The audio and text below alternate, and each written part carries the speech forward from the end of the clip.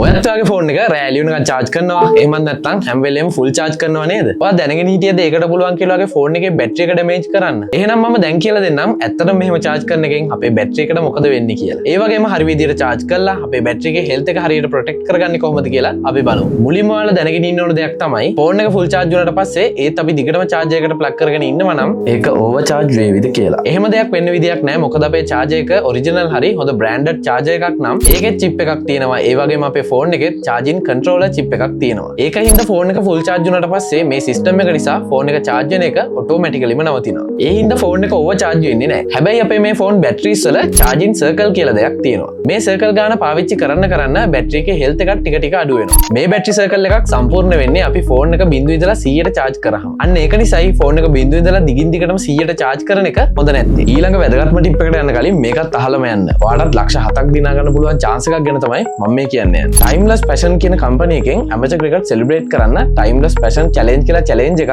අලුතෙන්ම introduce කරලා තියෙනවා. ඔයාලට මේ challenge එකට enter වෙන්න හරිම පොඩි දෙයක් කරන්න තියෙන්නේ. ඔයාලා team එකක් එක්ක cricket play කරන වීඩියෝ එකක් හරි, cricket practice කරන වීඩියෝ එකක් හරි, එහෙම නැත්නම් cricket team එකට cheer කරන වීඩියෝ එකක් හරි, මේ විදිහේ cricket වලට සම්බන්ධ ඕනම short වීඩියෝ එකක් Instagram, TikTok, Facebook මේ ඕනම platform එකක upload කරන එක විතරයි කරන්න තියෙන්නේ. හැබැයි මේ වීඩියෝ එක publish කරද්දී Timeless Passion challenge කියන මෙන්න මේ hashtag එකයි මම description එකේ mention කරලා තියෙනවා යාළුව. ඔයාලා වීඩියෝ එක upload කරද්දී අනිවාර්යෙන් ඒ account එකත් tag කරන්න. මේ challenge එක නොවැම්බර් 20 වෙනිදා ඉවර වෙනවා. ඒක නිසා ඊට කලින් ඔයාගේ creative video එකත් ඉක්මනට create කරගන්න. වැඩිපුර විස්තර දැනගන්න ඕනේ නම් යාළුවගේ social media accounts වලට visit කරලා බලන්න. අපි එහෙනම් යමු ආයෙමත් අපේ වීඩියෝ එකට. එහෙනම් කොහොමද අපි ෆෝන් එක හරියට charge කරන්නේ? ඉන්න මම කියලා දෙන්නම්. බැටරි එක කොයිම වෙලාවකවත් බිඳුවට අඩු වෙනකන් ඉන්නේ නැතුව 20ට වගේ අඩු වුණාම charge කරන්න. ඒ වගේම බැටරි එක full charge කරන්නෙත් නැතුව 80ට වගේ charge වුණාම charge කරන එක නවත්තන්න. මේ විදිහට ඔයා දිගටම charge කරොත් ඔයාලට ලොකු කාලයක් ඔයාගේ බැටරි එකේ health එක පරිස්සම් කරගන්න පුළුවන්. එහෙනම් මේ වගේම තවත් interesting video එකකින් ඉක්මනින්ම හම්බෙමු.